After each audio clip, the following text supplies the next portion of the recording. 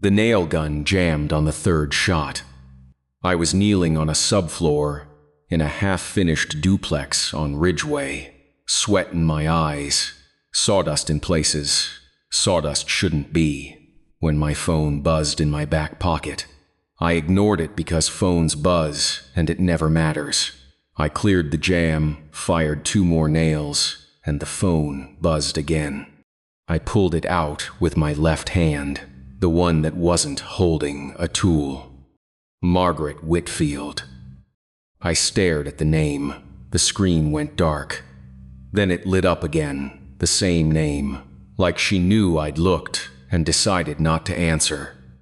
Margaret Whitfield was my ex-girlfriend's mother. I hadn't spoken to her in 2 years. I hadn't spoken to Sarah in 2 years either. But that was different. Sarah was someone I used to date. Margaret was someone I used to belong to. I answered. "Benjamin," she said, drawing the word out the way she always had. She was the only person alive who called me Benjamin. And she said it the way you'd say the name of a street you'd lived on a long time ago. Familiar, but careful. Like she wasn't sure it still led to the same place. "Hi, Margaret. I need a favor. My fence fell down in that storm last month." I called 3 contractors, and they all wanted $4,000, which is more than I paid for my first car. Walt would have done it himself, but Walt isn't here anymore, so I'm calling you. She said it flat. No pause for sympathy, no opening for me to say, "I'm sorry about Walt," which I'd already said at the funeral 2.5 years ago, standing in the back row in a suit that didn't fit right because I'd lost weight and hadn't noticed. "I can come look at it," I said. "Tomorrow," she said. "I'll have coffee." She hung up before I could say anything else. Margaret had never been much for goodbyes. She ended conversations the way she ended meals, by standing up from the table when she was done. I put the phone back in my pocket and knelt there on the subfloor for a minute, nail gun in one hand, staring at the framing around me, 2x4s and plywood, and the smell of pressure-treated lumber. I understood these things. Wood was simple. You measure it, you cut it, you fasten it to something. It doesn't ask questions. It doesn't call you Benjamin after 2 years of silence and say your name like a street she used to live on. I need to back up. My name is Ben Corwin. I'm 34. I do residential renovation, which means I tear things apart and put them back together for people who can afford to have someone else do it. I'm good at the tearing apart. I'm getting better at the putting together. I work alone most days. I have a truck, a table saw, a set of chisels I inherited from my grandfather, and a 1-bedroom apartment in Keswick that smells like joint compound, no matter how many times I clean. Sarah and I were together for 3 years. We met at a hardware store, which sounds like something I'd make up, but it's the truth. She was buying picture hooks. I was buying caulk. She asked me which anchors worked best for plaster walls, and I gave her a 10-minute answer that included a demonstration with a piece of drywall I found in the returns bin. She told me later that she'd already known the answer. She just wanted to see if I'd keep talking. I did. For 3 years I kept talking. The breakup was quiet. That's the thing about endings that don't come with a fight. They're harder to explain to people because there's nothing to point at. No thrown plates, no ultimatums, no third parties. We just reached the end of something, and neither of us had the words for what came next. One Tuesday in October, she told me she thought we wanted different things. And I agreed because she was right, and by Thursday, I was packing boxes, while she sat on the kitchen floor, eating ice cream from the container, with a look on her face that wasn't sadness. It was something quieter, like relief or exhaustion, the kind you feel when you finally stop carrying something heavy and realize your arms have been shaking for months. I moved out. She kept the apartment.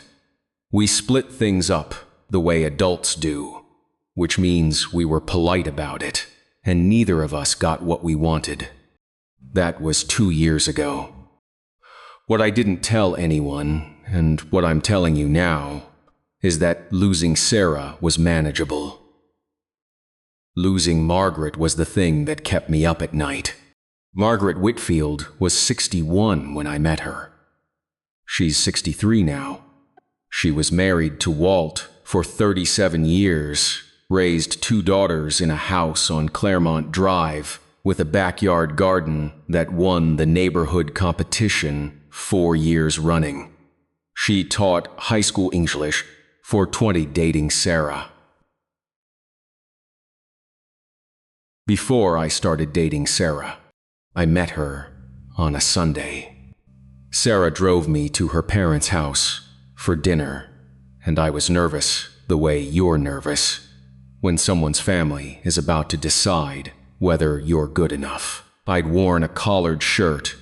I'd brought wine, a red, because Sarah said her parents preferred red. I shook Walt's hand too hard, and Margaret noticed and didn't say anything about it for 3 months, until one Christmas when she told the story to the whole table, and everyone laughed, and I laughed too, because by then I was allowed to. That's what Margaret did. She let you into the joke. She let you into the kitchen. She let you into the family, like it was a room she'd already set a place for you in. Like the chair had been empty, and she'd just been waiting for the right person to sit down. She taught me to cook, not in a formal way, not lessons with recipes and measurements. She'd call me on a Saturday and say, "Benjamin, I'm making soup. Come stir." And I'd drive over, and she'd hand me a wooden spoon and talk me through it, while Walt sat in the living room watching golf with the volume too loud. She made a beef stew that I've never been able to replicate. The trick was the bay leaves, she said. 3, not 2. And you take them out after 40 minutes, or they turn bitter. I wrote it down on a napkin, and I still have that napkin in a kitchen drawer. She remembered my birthday. My own mother forgot it twice in the last decade, but Margaret never did.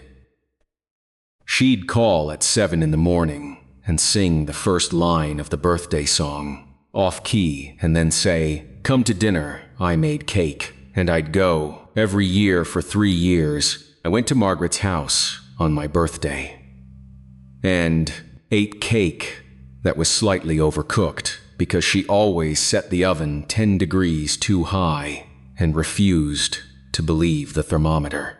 When Walt was alive, the house on Claremont was the kind of place that made noise.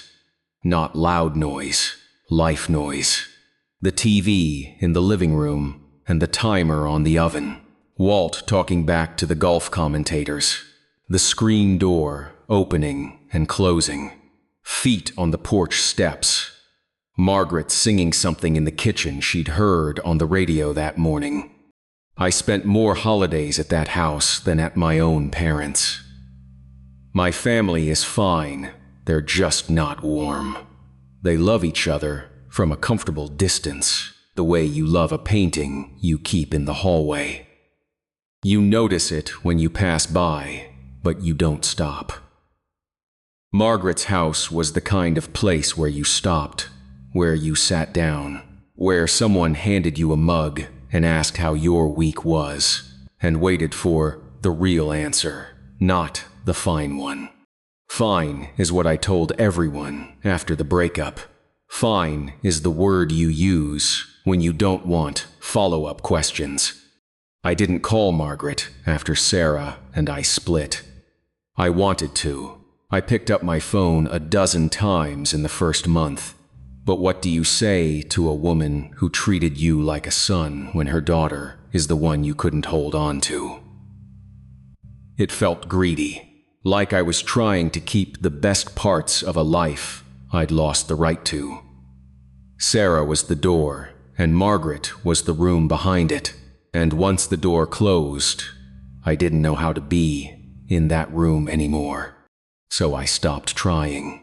2 years of silence, no calls, no visits, no stirring soup on Saturdays, no birthday cake at 7 a.m. I thought about her at least once a week, and I did nothing about it every single time. Walt died 8 months after Sarah and I broke up. Heart attack early on a Wednesday morning. Sarah called to tell me, which was kind of her. I went to the funeral. I stood in the back.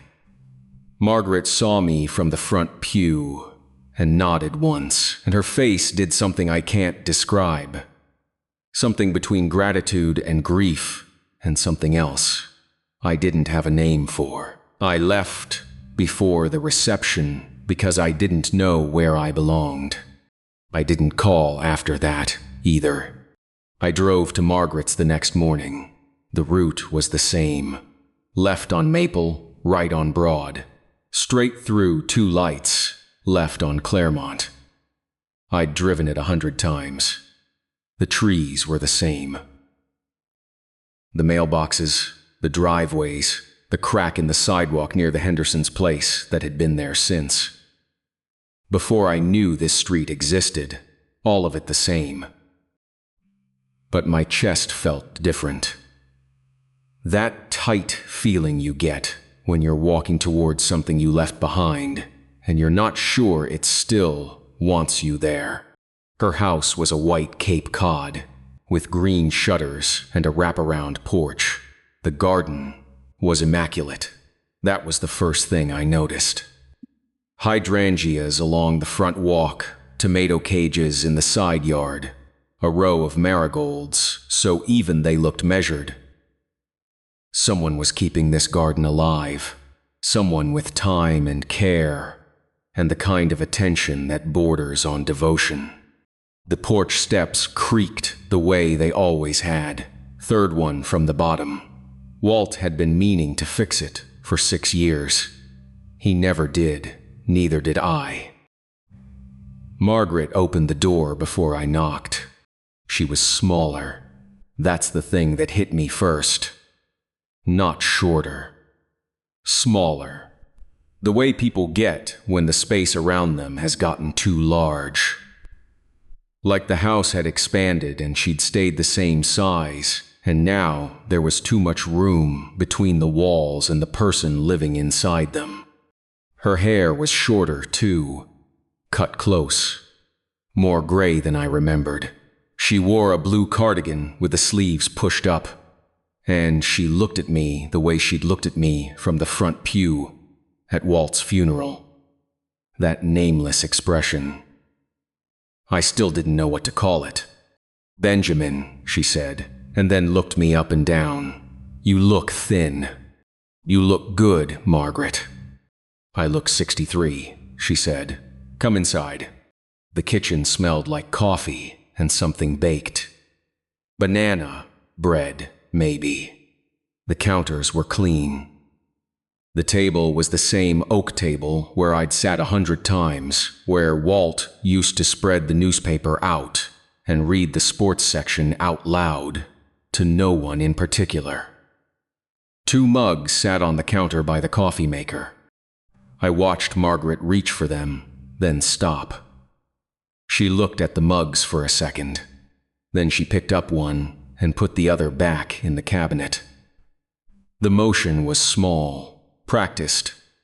The kind of thing you do 50 times before you stop reaching for 2. She poured coffee into the single mug and handed it to me. "Black," she said. "You still take it black." It wasn't a question. She poured herself a cup in a different mug, the yellow one with the chip on the handle, and sat down across from me. The chair at the head of the table was empty. Walt's chair. It was angled slightly toward Margaret's, the way it had always been, like he was still turning to say something. "So," she said, "the fence." She walked me out through the back door. The yard was as tended as the front. Raised beds with lettuce and kale, a bird bath that had been there since before I knew her. The pear tree Walt planted the year their second daughter was born. The fence was along the back property line. I saw it and stopped walking. 3 panels were down flat in the grass. 2 more leaned at angles that defied physics. The posts were dark with rot, soft when I pressed my thumb into one. The crossbeams had separated from the uprights in places where the nails had rusted through. A section near the far corner had come apart completely, the boards scattered like someone had kicked them. This wasn't storm damage. This was years of neglect, of wood left untreated, of posts that should have been replaced a decade ago. The storm had just been the last push. I walked the full length of the property line, 40 feet, give or take. Every post was compromised. Every panel needed replacing. The concrete footings had cracked in 2 places. One post wobbled when I grabbed it, the base crumbling in the soil like wet chalk. 3 days, I said, minimum. I'll need to pull every post and reset the footings. Margaret nodded.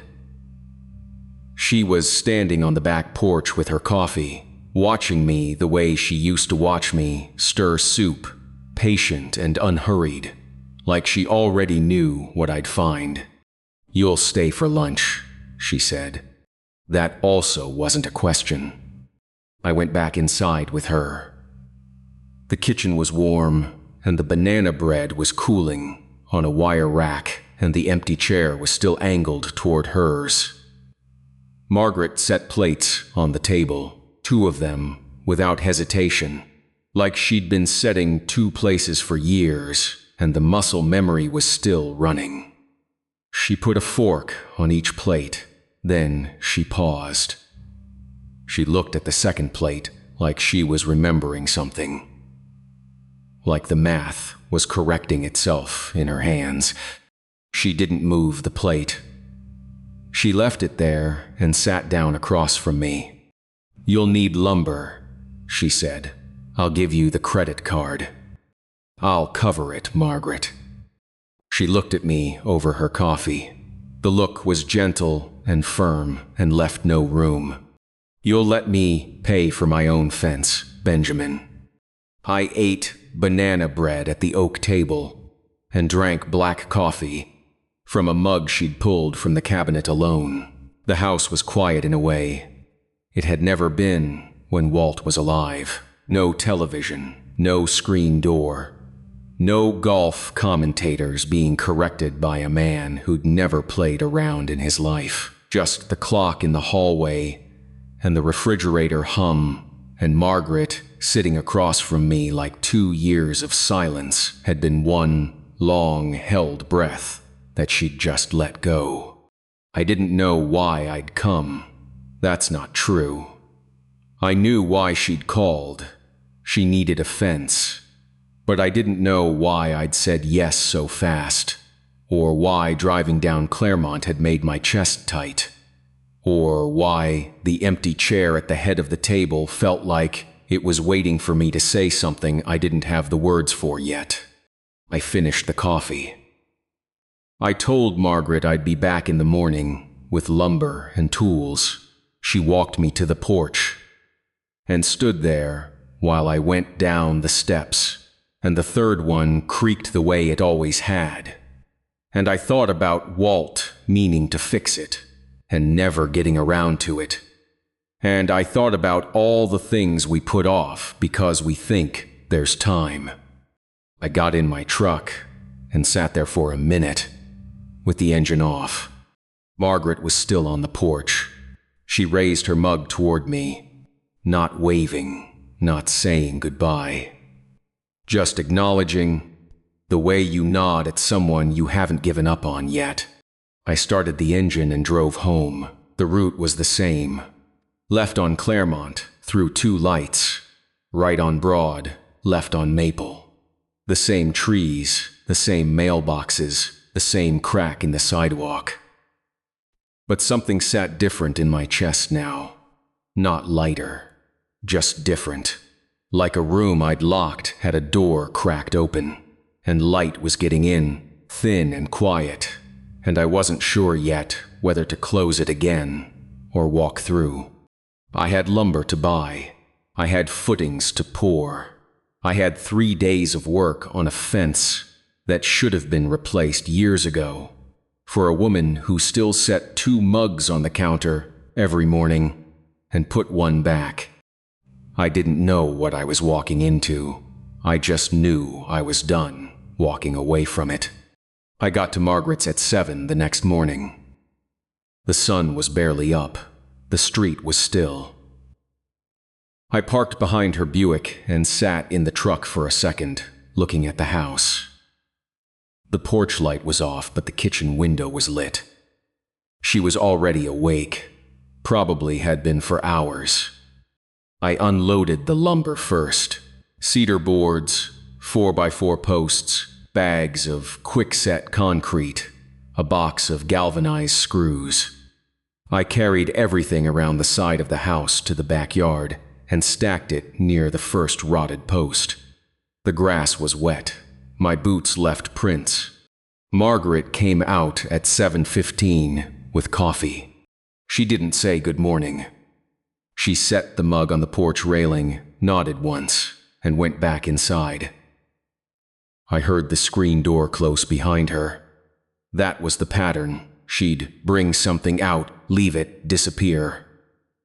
No small talk, no hovering, just the quiet insistence that I be fed and hydrated whether I asked for it or not.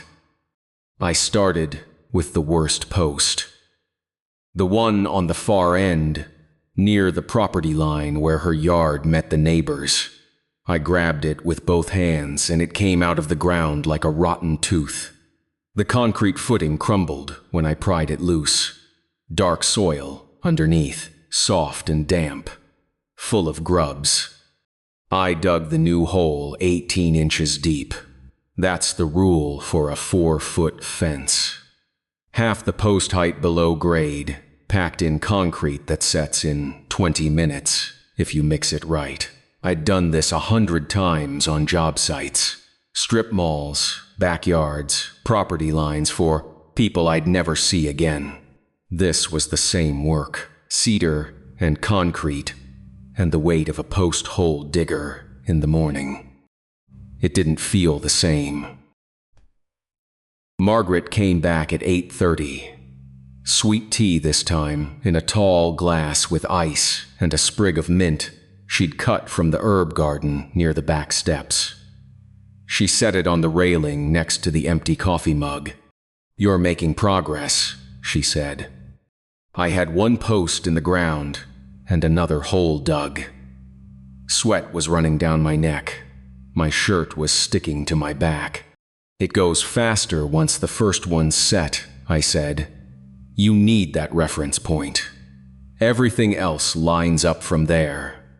Margaret looked at the new post, standing in its fresh concrete, plumb and straight against the morning sky. She looked at it longer than a fence post deserved. "Walt would have done it that way," she said. "Reference point first. He always said, you can't build a straight line from a crooked start." She said it in present tense. Would have, not used to, not did. Would have. Like he was somewhere nearby considering his options.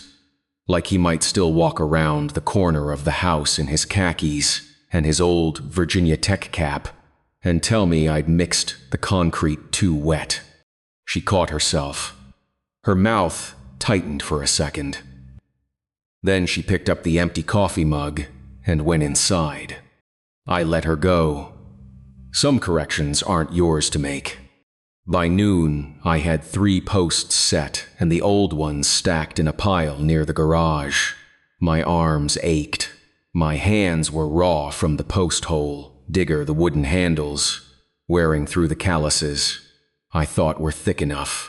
I'd taken my shirt off around 10 because the sun was brutal, and the humidity was the kind that sits on your skin, like a second shirt you didn't ask for. Margaret brought lunch at 12:15. Turkey sandwiches on wheat bread, cut diagonal, with a pickle on the side. She brought it on a tray with cloth napkins. Not paper ones, but actual cloth, ironed with creases. The woman ironed napkins for a man digging holes in her backyard. I washed my hands at the garden hose and sat on the porch steps. The 3rd step creaked when I sat down. I thought about Walt again. How many times had he sat on this step with his lunch, looking at this yard, thinking about the list of things he'd get to eventually. "Eat," Margaret said. She sat in the wicker chair near the door, with her own plate balanced on her knee. We ate in quiet for a while. A cardinal landed on the bird bath and dipped its head twice, then flew off. The hydrangeas along the side of the house were deep blue, almost purple, the kind of color that comes from acidic soil. Margaret's soil was perfect, because Margaret's garden was perfect, because tending things was how Margaret survived. I'd noticed it already. The raised beds were weeded down to bare earth between the rows. The lettuce was planted in lines so straight. They looked measured with a string. The tomato cages were tied with green twine at exactly the same height. The marigolds along the border were dead-headed, every spent bloom pinched off, every plant shaped and tended like it mattered more than a flower should. This was grief with a schedule.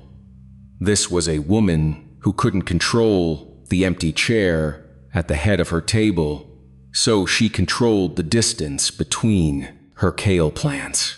I didn't say any of that. "Your garden looks good," I said. Margaret looked out at the yard. "It keeps me honest," she said. "Plants don't lie to you. They either grow or they don't. You either watered them or you didn't." She paused. "Walt always said I loved the garden. More than him," she said. Then her voice shifted.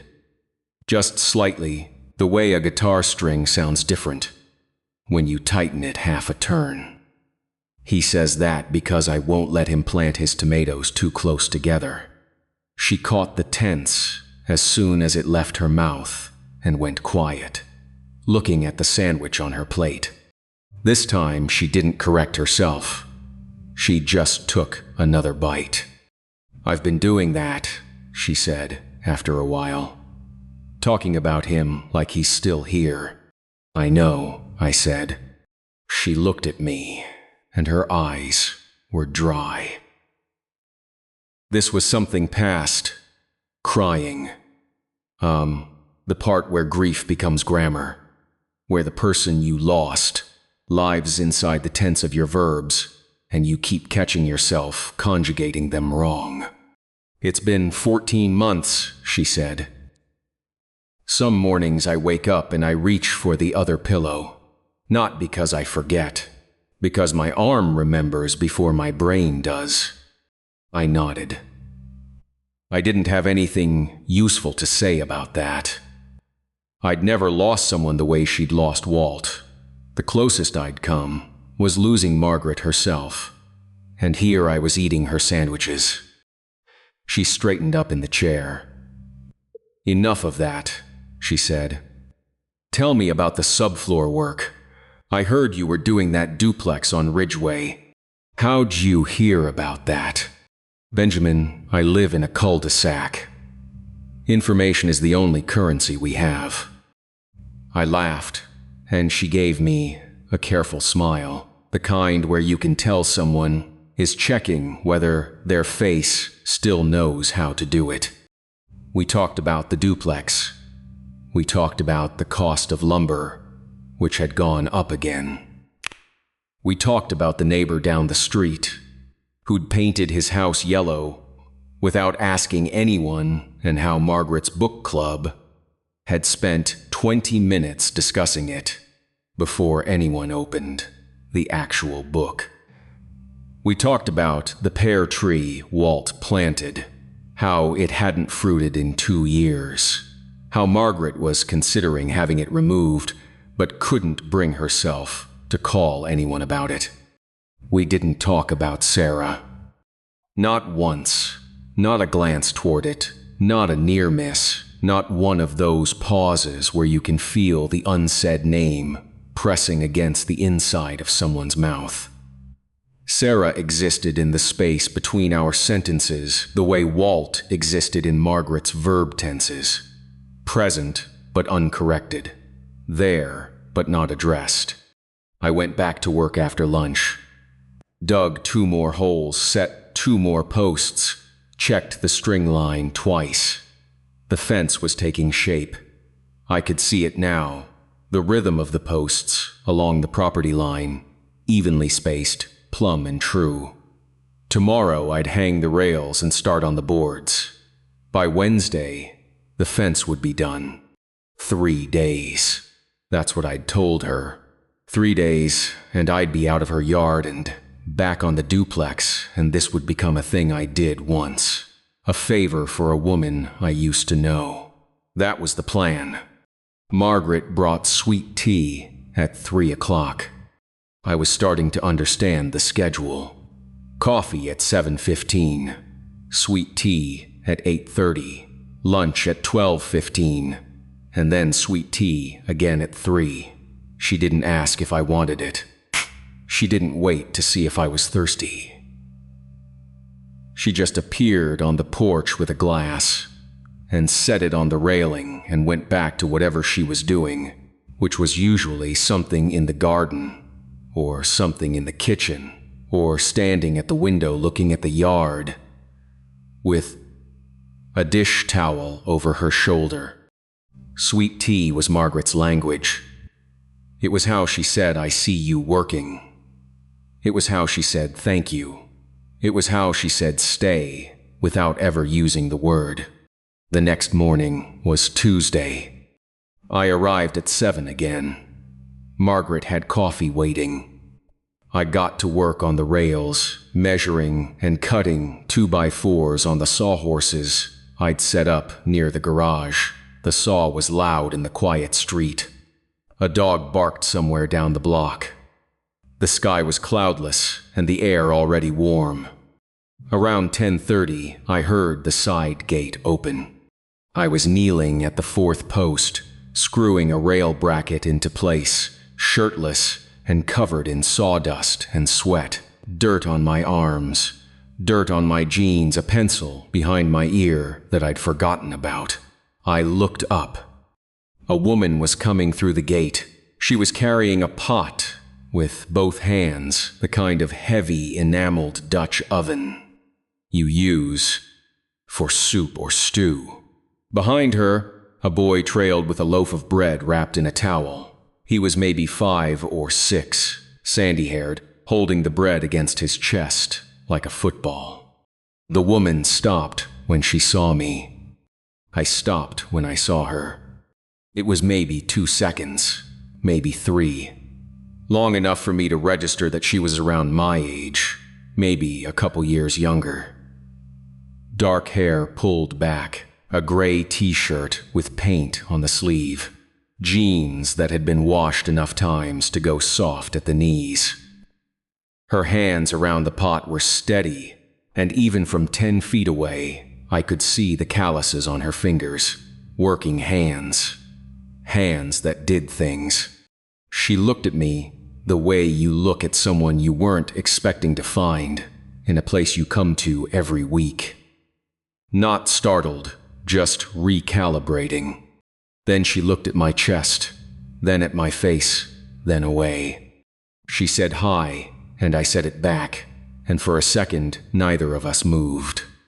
I stood up.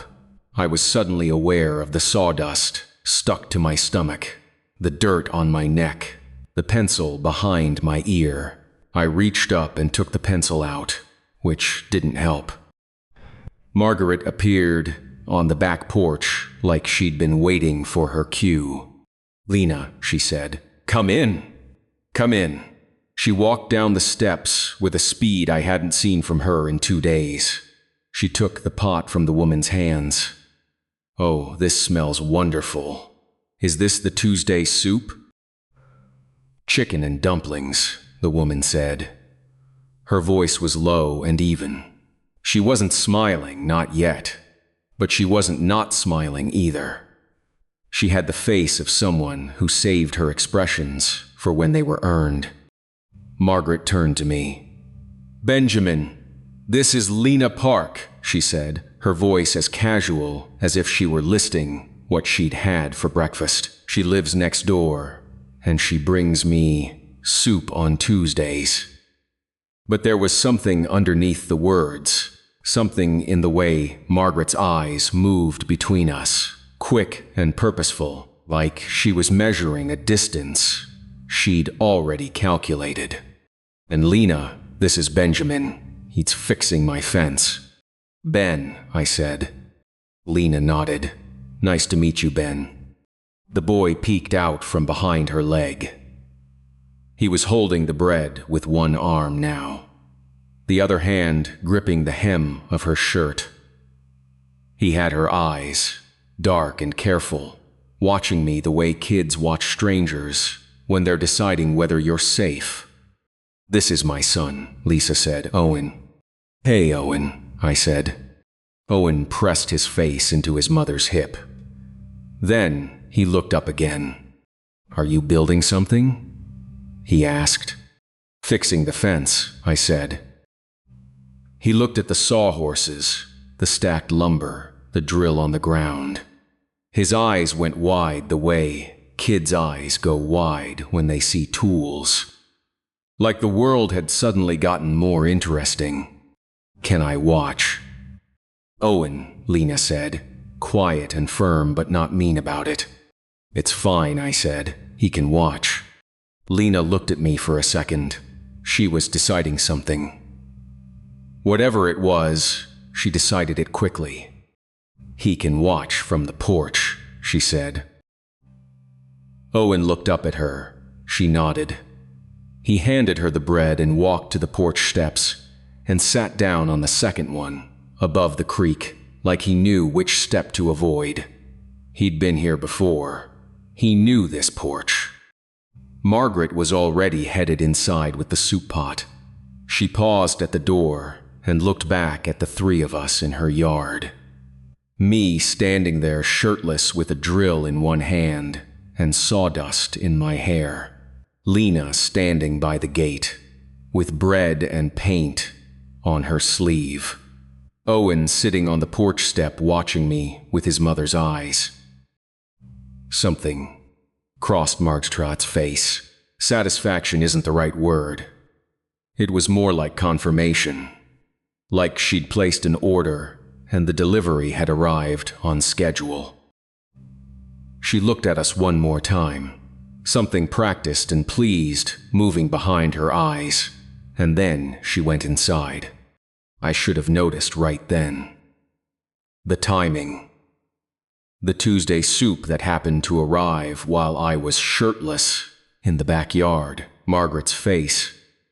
When she introduced us, that rehearsed casualness, like she'd practiced the words and the delivery and the exact placement of everyone in the scene.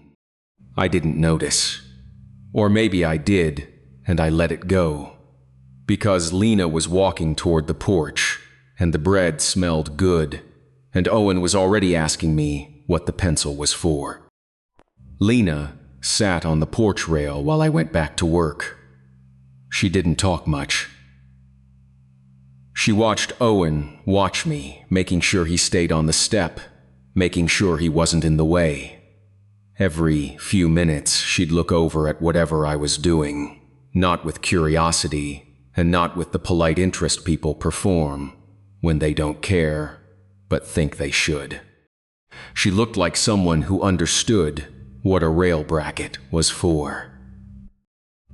Owen asked 3 questions in 10 minutes. What's that tool? Why's the wood that color? How do you know it's straight? The third one made Lena smile. I saw it from the corner of my eye, small and quick and gone before I could look directly at it. You use a level, I told Owen, and you check it twice. He nodded, like this was important information he needed to remember. Lena stood up after about 15 minutes. We should let you work, she said. It wasn't awkward, it wasn't lingering. She collected Owen, who protested once, and then gave up, and she walked back toward the side gate. At the gate, she stopped and turned around. The fence looks good, she said.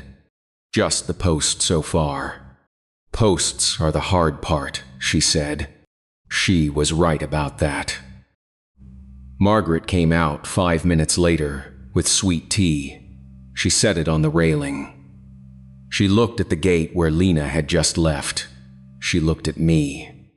Lena's a good neighbor, she said. Seems like it, I said. She's been next door for about 2 years. Moved in right after Walt passed. She was the first person to bring food. Didn't knock, just left it on the porch. Margaret picked at a thread on her cardigan. She does that, Margaret said. Shows up. Doesn't make a production out of it. I took a drink of sweet tea. It was cold and too sweet, the way Margaret always made it. Margaret looked at me with an expression I'd seen before but couldn't place. Then I remembered. It was the same expression she'd had when she first met me 5 years ago, when Sarah brought me to Sunday dinner. The look of a woman who'd already decided something and was waiting for everyone else to catch up. She went inside without saying anything else. I stood there in the backyard with sweet tea in my hand and sawdust in my hair, looking at the gate where Lena Park had been standing a minute ago. Lena Park, who brought soup on Tuesdays and had paint on her sleeve, and a son who wanted to know how you make things straight. The afternoon light was shifting. The new fence posts threw long shadows across the yard, parallel lines, stretching toward the neighbor's house, toward Lena's house. I went back to work, but for the rest of the afternoon, every time I looked up, I noticed the gate. And every time Margaret came out with something I hadn't asked for, she looked at it too. The gate bothered me, not the way it hung. The hinges were fine. The latch worked. It was a standard 36-inch cedar gate, nothing special, nothing wrong with it. But it sat in the fence line like it had always been there, and I couldn't figure out why a fence, this rotten, would have a gate that moved this smooth. I didn't think about it long. I had rails to hang and boards to cut, and the afternoon was getting away from me. By 4 o'clock, I'd framed out 2 full panels. The cedar was fresh against the old posts, bright against dark, and the fence was starting to look like something instead of a project. Margaret came out at 4:15 with sweet tea. Late today. She stood on the porch for a minute, looking at my work. She nodded once. Looks like a fence, she said. Getting there, I said. She went inside. I drank the tea and wiped my forehead with the back of my arm. The sun was low enough to turn the yard gold. Shadows were long, I could hear kids playing somewhere down the block, a lawnmower running 2 streets over. The kind of sounds that make a neighborhood feel lived in. I walked the fence line one more time before I packed up for the day. I do that on every job. Walk the line, check the posts, look at the work from a distance. You catch things from 10 feet away that you miss up close. A post that leans, a rail that sags, something that looked straight when you were kneeling next to it, but tilts when you step back. That's when I saw it. The 4th post from the north end. I'd pulled it out that morning and set a new one in its place. The old post was lying in the pile near the garage with the others. I'd already looked at all of them. Rotted, soft, the wood dark and crumbling at the base where it met the ground. But this one was different. The rot didn't start at the bottom the way it should. On every other post, the damage ran from the concrete footing up. Water wicks into the grain from below. The concrete traps moisture against the wood, and over time the base turns soft while the top stays solid. That's normal. That's how fences age. This post was rotted in a ring. About 2 inches above the soil line, the wood was soft and punky in a perfect circle around the post. Below the ring, the wood was still firm. Above the ring, the wood was still firm. Just that band, that 2-inch belt of decay, and when I pressed my thumb into it, the wood crumbled like wet cardboard. I pulled 2 more posts from the pile. Same thing, rot in a ring, not from the base up. I stood there for a minute, looking at the posts laid out in the grass. I've been doing this work for 12 years. I've torn out hundreds of fences. I know what storm damage looks like. I know what neglect looks like. I know what age looks like. This didn't look like any of those things. This looked like someone had soaked the posts, right at the soil line repeatedly over weeks. Water poured against the wood at the same height, over and over, until the grain softened and the post lost its hold in the ground. You wouldn't need to dig anything up. You wouldn't need tools. You'd just need a garden hose and patience. A lot of patience. I looked at the house. Margaret's kitchen window was lit. I could see her moving behind the curtain, doing something at the counter, probably wiping it down. She wiped the counters 4 times a day. I looked at the garden hose, coiled by the back steps. I looked at the fence posts. I didn't say anything that evening. I loaded my tools into the truck. I told Margaret I'd be back in the morning. She nodded and said she'd have coffee, same as always. The 3rd step creaked when I went down, same as always. But I sat in the truck for a long time before I started the engine. If this story is making you think about someone who saw you before you saw yourself, you are in the right place. There are more stories like this one on the channel. Wednesday morning, I was back at 7. Coffee on the railing, sun coming up over the roofline, cardinals in the bird bath. I got to work on the fence boards, measuring and cutting and screwing them to the rails, and I didn't say anything about the posts because I wasn't sure what to say. Around 9 o'clock, Owen appeared. He came through the side gate alone this time, wearing a red t-shirt and cargo shorts and sneakers with the laces untied. He walked straight to the sawhorses and stood there, watching me cut a board with the circular saw. I turned off the saw. "Hey, buddy. Mom said I could come watch if I stayed on the porch," he said. He didn't go to the porch. He stood next to the sawhorses, 2 feet from the sawdust pile, looking at the drill on the ground. "Can I hold something?" he asked. I gave him a handful of screws. "Hold these for me," I said. "I'll ask for them one at a time." He held the screws in both hands, like they were coins.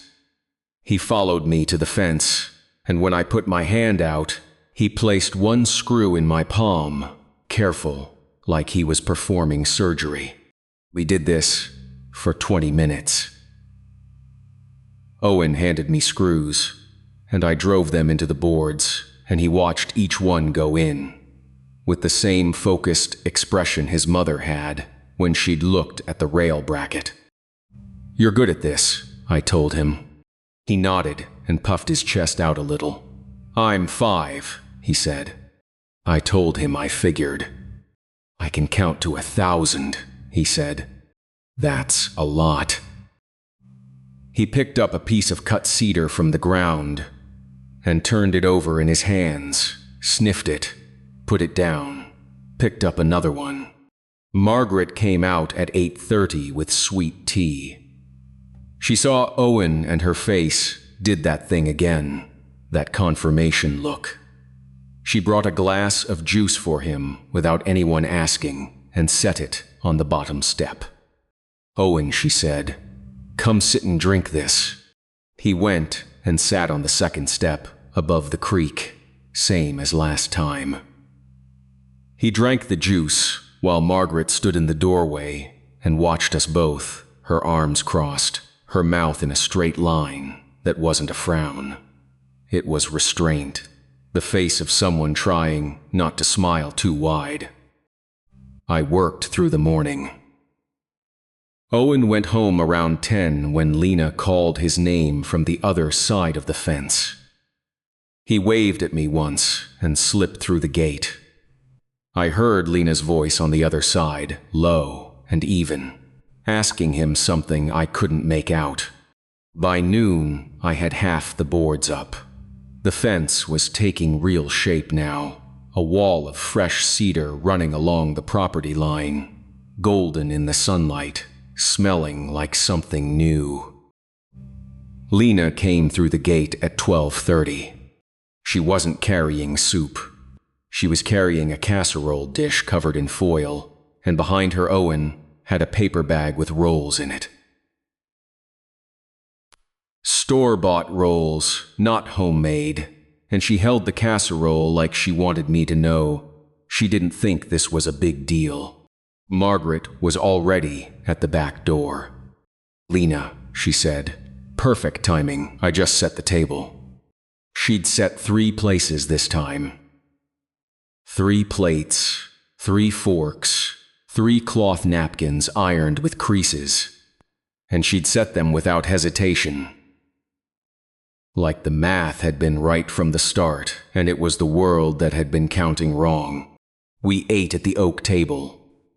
The casserole was chicken and rice, nothing fancy, salt and pepper and garlic, and a lid of melted cheese on top.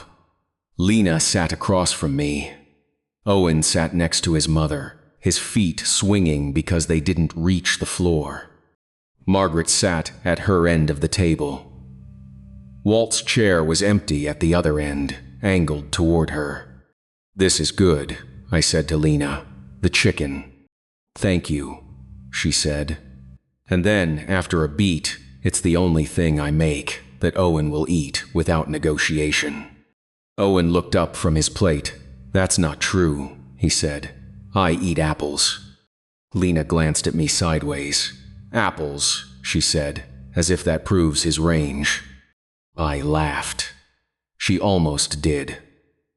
Her mouth moved, but she caught it, the way someone catches a door that's swinging open before they're ready. Margaret watched us from her end of the table and said nothing. She ate her chicken and rice, and she watched. After lunch, I went back to the fence. Lena stayed.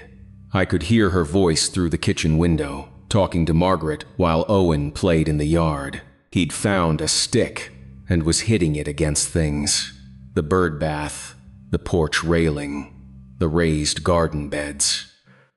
Lena told him to stop hitting Margaret's garden, and he stopped for about 30 seconds and then started hitting the pear tree, which seemed acceptable to everyone. Around 2 o'clock, Lena walked out to the fence. Owen was on the porch steps with Margaret, the two of them doing something with a piece of string. Margaret was teaching him a knot, a bowline, from the look of it. Walt had been Navy. Lena stood near the section I was working on. She watched me drive screws for a minute. "You're fast," she said. "I do this for a living," I said. "I know." She paused. "I used to do drywall before Owen came along." I looked at her. "You hung drywall?" She nodded and held up her hands, palms out, showing me the calluses. 2 years after college, on my dad's crew, mudding and taping. That explained it. The way she'd looked at the rail bracket. The way she'd said, "Posts are the hard part." She knew what she was looking at because she'd done the work. I went back to the fence board. She stayed. We didn't talk for a while, and it was the kind of quiet that doesn't need to be filled. The comfortable, the kind where two people are just being in the same place without performing anything for each other. "My dad's crew did a lot of residential," she said after a while. "Small stuff. Renovations. He always said the fence was the last thing people fix, and the first thing they should. Why's that?" "Because a fence decides who's in and who's out," she said. "And most people put it up without thinking about which side they're standing on." I looked at the fence boards under my hands. Fresh cedar, tight grain. The screws sunk flush with the surface. I looked at the gate in the middle of the line, the gate with the smooth hinges that didn't match anything else. Margaret came out at 3 o'clock. Sweet tea, right on schedule. She brought a glass for Lena, too. The three of us stood in the yard, and Margaret looked at the fence, at the new boards bright against the old posts, and her face was soft in a way I hadn't seen all week. "It's looking beautiful," Margaret said. I set my glass on the porch railing. "Margaret," I said, "can I ask you something?" She looked at me and waited. "The posts," I said, "the ones I pulled out, the rot pattern is wrong." Her face didn't change, not a flinch, not a blink. She took a sip of tea. "Wrong how?" she asked, and her voice was steady, but her eyes moved to the garden hose by the back steps, just for a second, and I saw it, and she knew I saw it. "The rot is in a ring," I said. 2 inches above the soil line, uniform around each post. That doesn't happen from a storm. It doesn't happen from age. It happens from water. A lot of water applied in the same spot over a long time. Margaret looked at me over her glass. She looked at Lena, who was standing near the gate with her own glass, watching this conversation, like someone watching a door open. Then Margaret looked at the pear tree, the one Walt planted, the one that hadn't fruited in 2 years. "I watered them," she said, "the posts." She said it the way she said everything. Flat and direct, like announcing what was for lunch. "Every evening for about 6 weeks," she said, "after the sprinklers went off. A few minutes with the hose, right at the base, right where the wood meets the dirt." She took another sip of tea. It wasn't hard. The posts were already old. They just needed a push. The yard was quiet. Owen had stopped hitting the pear tree.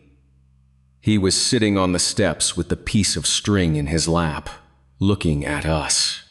"Margaret," I said, and I didn't know how to finish the sentence. She set her glass down on the railing next to mine. "Walt would have done this," she said. Her voice was steady, but something underneath it shifted, tightened, like the guitar string I'd heard in her voice the day before. "If he were here, he would have called you himself. He would have thought of some reason to get you back to this house, and he would have made it happen because that's what Walt did. He built things between people, connections. He was better at it than I ever was." She looked at the empty chair through the kitchen window. "But he's not here," she said, "so I did what I could. I didn't say anything. Lena didn't say anything." Margaret turned to me, and her eyes were dry and clear, and full of something I recognize now. The expression I'd seen at the funeral, the one I couldn't name. It was intention, grief shaped into purpose. A woman who'd lost the person who held her world together and decided to hold it together herself.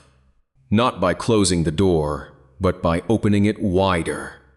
"The year after Walt died," she said, "I had two choices. I could sit in this house and talk to his chair, or I could keep setting the table." She looked at the three of us in her yard. Her hand went to the porch railing and rested there, near the two glasses. "I kept setting the table," she said. "I just needed people to sit at it." Lena's glass was at her mouth, but she wasn't drinking. She was looking at Margaret the way you look at someone when you suddenly understand something you'd only guessed at before. I looked at the fence. My fence. The fence I'd been hired to fix, except it hadn't broken on its own. A 63-year-old woman had taken a garden hose and stood in her backyard every evening for 6 weeks and watered the base of each post until the wood softened and the storm did the rest. She hadn't called 3 contractors who wanted $4,000. She'd called me. I should have been angry, or at least annoyed. She'd lied. She'd manipulated me into coming here, into spending 3 days in her yard, into being shirtless when Lena showed up with Tuesday soup, but standing in her backyard with sweet tea in my hand and sawdust on my jeans and Owen watching from the porch steps. And Lena standing by the gate that didn't match anything else. I couldn't find the anger. I couldn't even find the annoyance. All I could find was the woman who'd taught me to cook and remembered my birthday and called me Benjamin like a street. She used. The woman who'd lost her husband and kept his chair angled toward hers and set the table for people who hadn't arrived yet. "Margaret," I said. She raised her eyebrows, waiting. "You could have just asked me to come over," I said. She smiled, and it was small and real, the kind where you can tell the person hasn't used it in a while and is surprised it still works. "I did," she said. "I called you on a Monday. You came on a Tuesday, and you're still here on a Wednesday." She picked up her glass and walked inside. The screen door closed behind her. The third step didn't creak because she hadn't gone down the steps. Lena was looking at me. "Did you know?" I asked. She shook her head slowly. "But I'm not surprised," she said. The afternoon was getting late. The sun was dropping, new, and the new fence boards were throwing shadows across the grass, long strips of light and dark, like piano keys laid flat. Owen had gotten down from the porch and was walking along the fence, running his hand over the boards, feeling the grain. Lena watched him for a moment, then looked at me. "She told me about Walt," Lena said. "A lot." When I first moved in, I'd bring soup on Tuesdays, and she'd talk about him for an hour. She looked at the kitchen window where Margaret had disappeared. She always said he was the kind of man who noticed people, who didn't just see them, but paid attention. I nodded. She said you were like that, Lena said, quiet but present. She said that? She talks about you, Ben. She's been talking about you since I moved in. She never told me she was going to do this, but I've been hearing about you for 2 years. I stood there with the drill in one hand and a fence screw in the other, and I didn't know what to do with my face. So I looked at the fence. I should finish the boards before I lose the light, I said. Lena nodded. She called Owen, and he came running, sawdust on his knees and cedar shavings in his hair. She lifted him over the fence at the low section near the gate, and he laughed. A bright sudden sound in the quiet yard, and Lena's hand stayed on his shoulder as they walked toward their own back door. At their door, she stopped. "I'm making pasta tomorrow," she said. "If you want." She wasn't looking at me when she said it.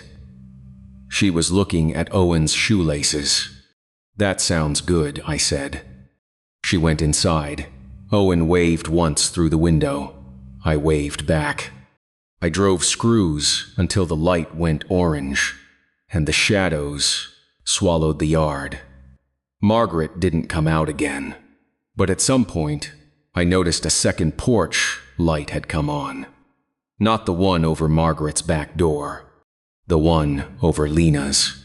Thursday morning, I woke up before the alarm. That never happens. I'm a snooze button person, always have been. But I was standing in my kitchen at 5:45, pouring coffee into a travel mug and thinking about hinges.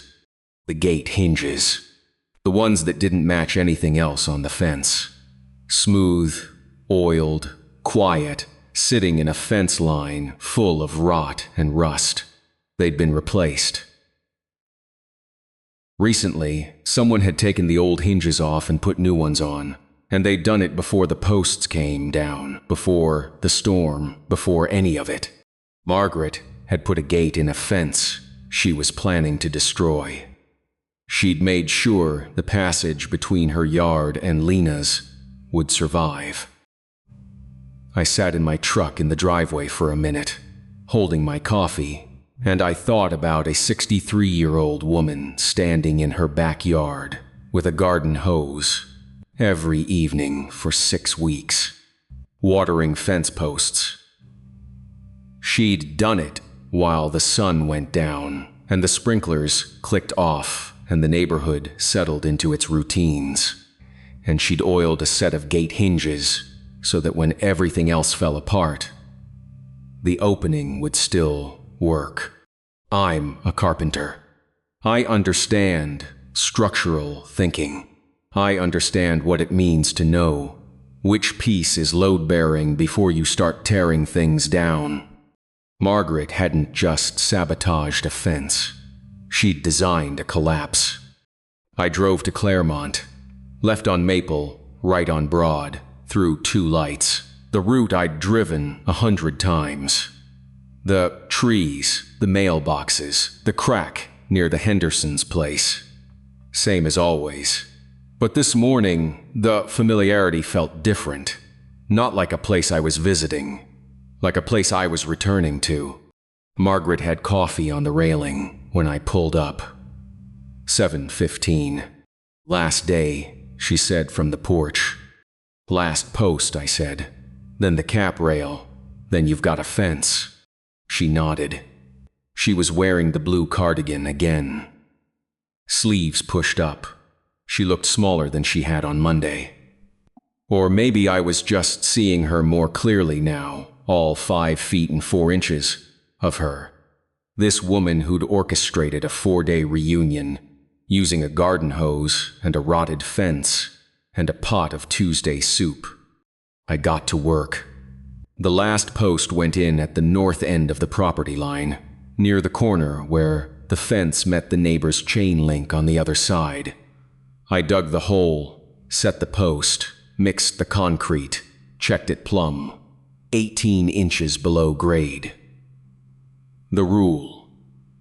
The post stood straight and pale against the morning, fresh cedar catching the light. I ran my hand over the top of it. Smooth, solid. This post would last 20 years if someone sealed it. By noon, the cap rail was on, and every board was screwed tight. I walked the line one more time, checking the string, eyeing the tops, and every line was straight and plumb and true. 40 feet of cedar running along the back of Margaret's yard, golden in the sunlight. The gate in the middle, with its smooth hinges and its latch that clicked clean. I stood back and looked at it.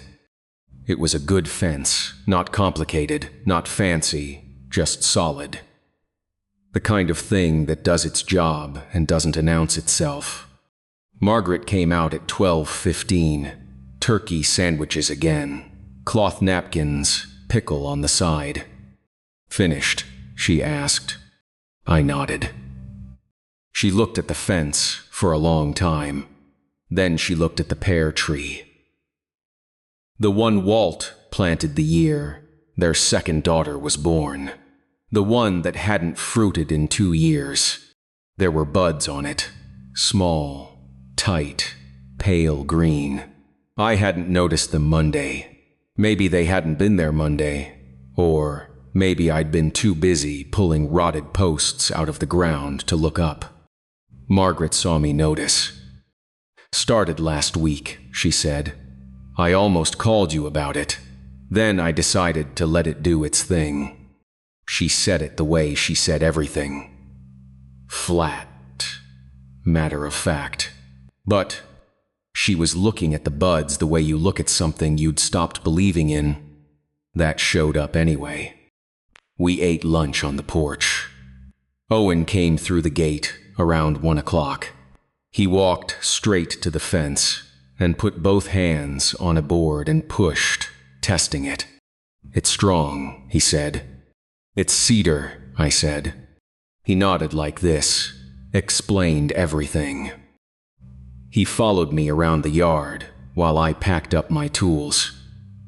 He carried the level for me, holding it with both hands across his body like a sword.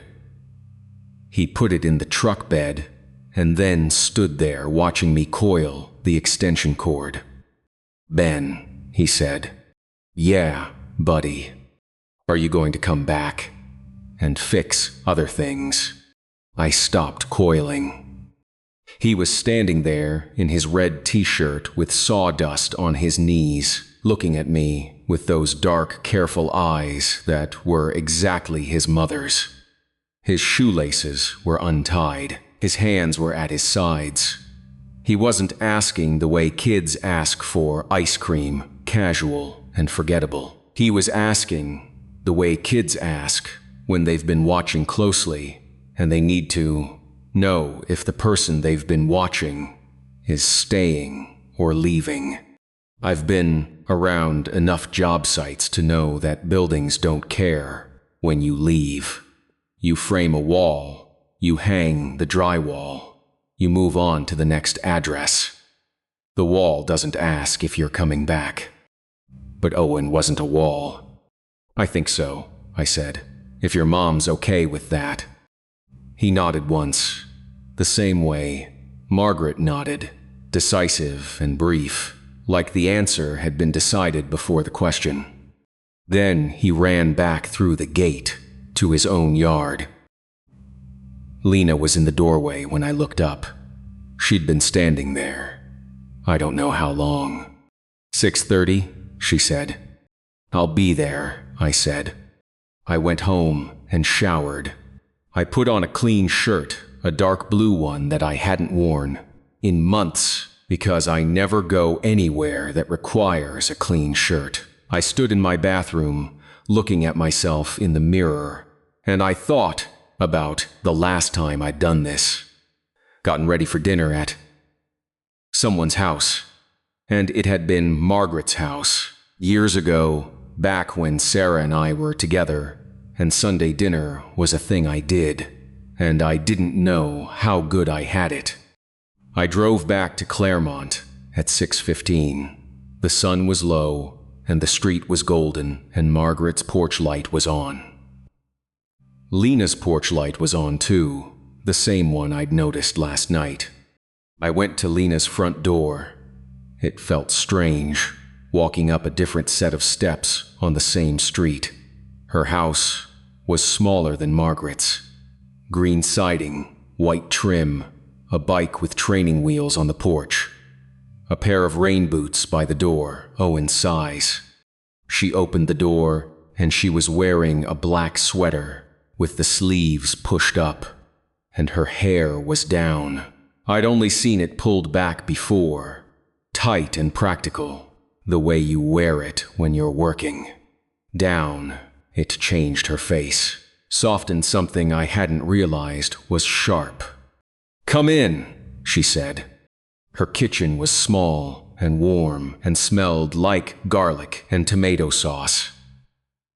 Owen was at the table drawing with crayons, a picture of something that might have been a truck or might have been a dinosaur. Possibly both. He looked up and waved. "I brought wine," I said, red. Lena took it and set it on the counter. She opened a drawer and pulled out a corkscrew, and I noticed her hands again, the calluses, the short nails, the steadiness. Hands that had hung drywall and stirred soup and held a 5-year-old's hand crossing the street. We ate pasta at her kitchen table. Spaghetti with meat sauce, garlic bread, a salad she'd thrown together. Owen ate his pasta plain with butter and informed us that tomato sauce was suspicious. Lena told him suspicious was a big word, and he said Margaret taught him. Of course she did. After dinner, Owen went to the living room to watch something on the tablet. I could hear the muffled sounds of a cartoon through the wall. Lena poured more wine. We sat at the table in the kitchen, with the dishes between us and the window behind her, showing the last of the daylight going purple over the rooftops. "I should tell you something," she said. She wrapped both hands around her wine glass. "I didn't move here by accident," she said. "I moved here because of Margaret." She looked at the table. Owen's father left when Owen was 8 months old. No warning, no conversation, just a note on the counter and an empty closet. I was 27 with an infant and a lease I couldn't afford and a degree I'd never used because I'd been hanging drywall with my dad since graduation. She took a sip of wine. My dad knew Margaret from the hardware store. He'd done some work on her house years ago, back when Walt was alive. After Owen's father left, my dad called Margaret because he didn't know who else to call. I was a wreck, not eating, not sleeping, just carrying Owen around the apartment in the dark because I couldn't put him down. Her voice was steady, not flat, not performing steadiness, just the voice of someone who'd told this story to herself enough times that the edges were worn smooth.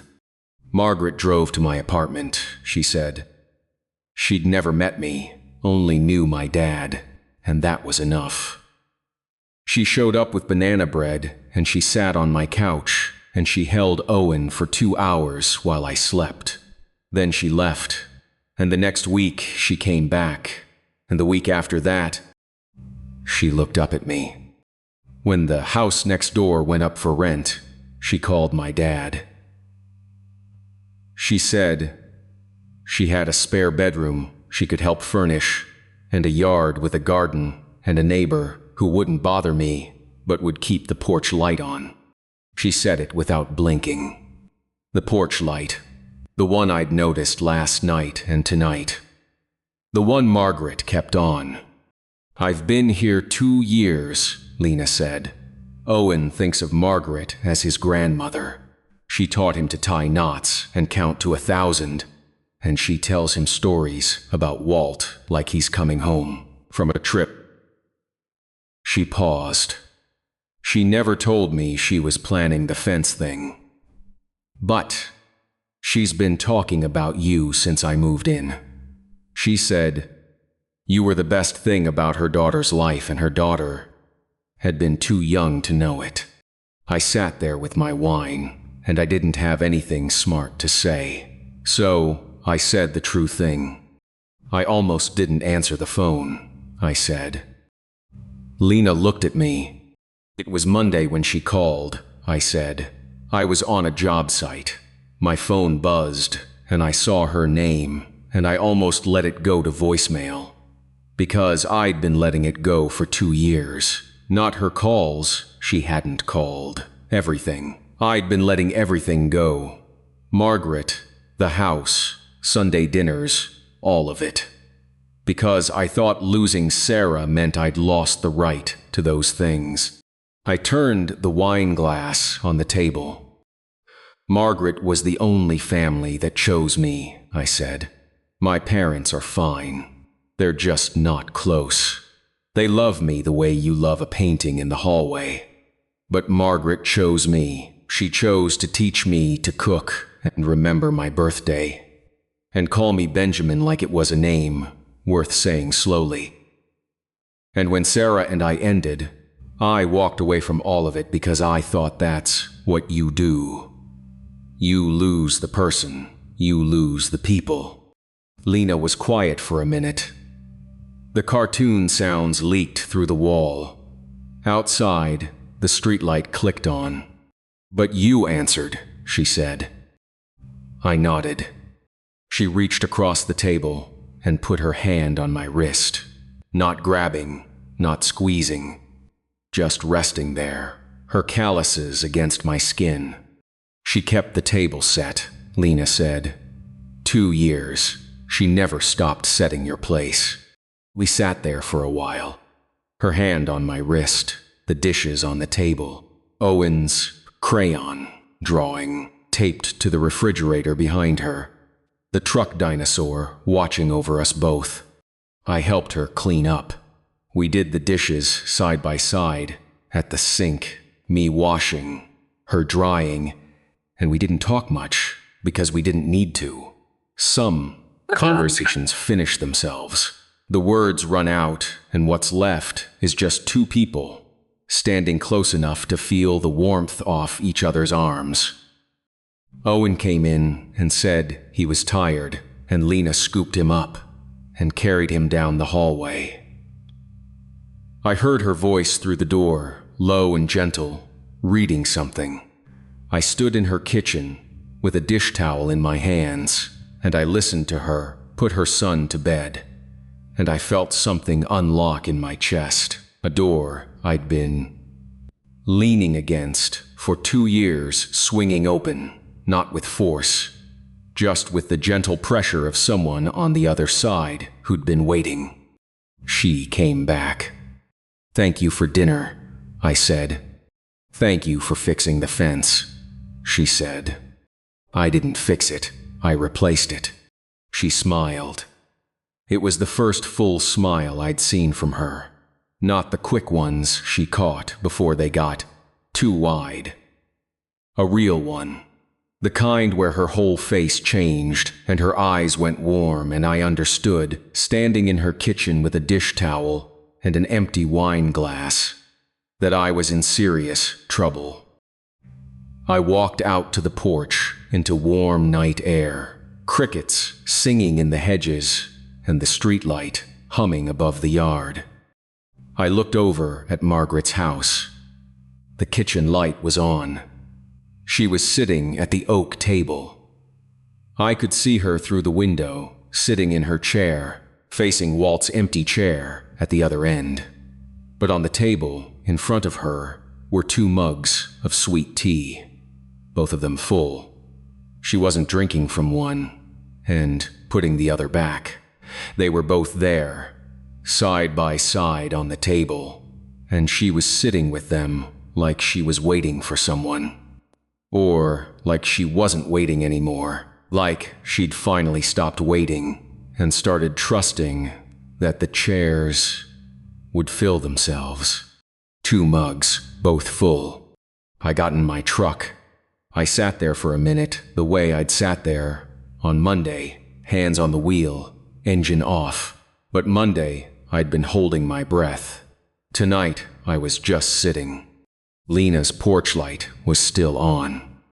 Margaret's porch light was still on. I started the engine and pulled out of the cul-de-sac. Left on Claremont through 2 lights, right on Broad, left on Maple. Same route, same trees, same mailboxes, same crack in the sidewalk near the Hendersons' place. I'd driven this road 100 times. Going to Margaret's for Sunday dinner. Going to Margaret's for birthday cake. Going to Margaret's because she called and said, "Come stir," and I went. Because that's what you do when someone chooses you. But the road felt different tonight. Not the pavement, not the turns. Something in the way I was driving it. Like the route had always been leading somewhere I couldn't see until now, and I'd just been too far away to read the sign. Found family isn't the family you're born into. It's the family that sets a place for you at the table before you've earned it, before you deserve it, before you even know the table exists. It's the woman who teaches you to cook and calls you by your full name and remembers your birthday every year. It's the woman who shows up with banana bread to an apartment where a stranger is falling apart because someone asked her to. And she said yes. And sometimes it's the woman who takes a garden hose to her own fence because she knows you won't come back unless you have a reason. Unless someone gives you a door to walk through.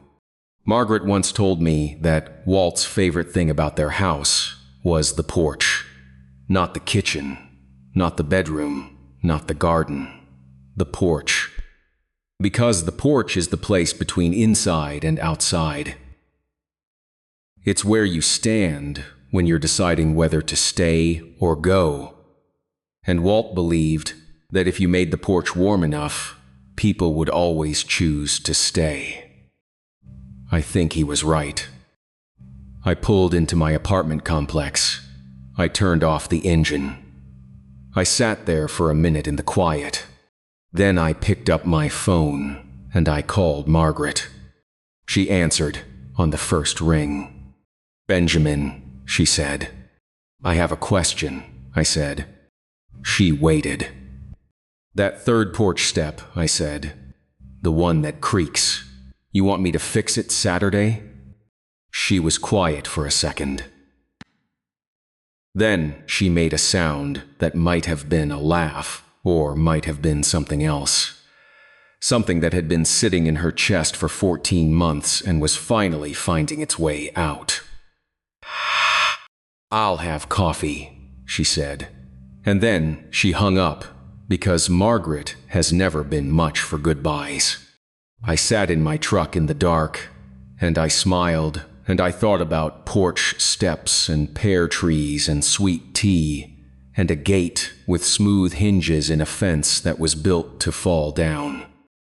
I thought about a boy who held screws like surgery, and a woman whose smile changed her whole face, and a 63-year-old who watered fence posts because the love of her life used to build bridges between people, and she'd be damned if she let that stop just because he was gone.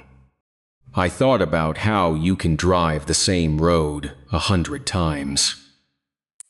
And then one evening you notice that it's been taking you home the whole time.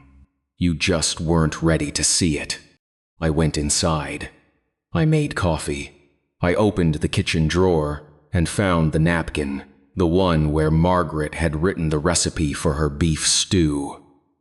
3 bay leaves, not 2. Take them out after 40 minutes, or they turn bitter. I read it twice and put it back. Saturday, I'd fix the porch step, and maybe after that, there'd be something else. A leaky faucet, a stuck window, a shelf that needed hanging. The kind of small repairs that keep you coming back to a house until you realize you've stopped leaving. Some people see you before you see yourself. That's what Margaret did. She saw me standing in the back row at Walt's funeral in a suit that didn't fit. And she saw me standing in Lena's kitchen with a dish towel. And she saw me before either of those things. Years ago, the first time I sat at her table, and she handed me a wooden spoon and said, "Come stir." She saw all of it, and she set the table anyway. There are more stories like this on the channel. I'll see you in the next one.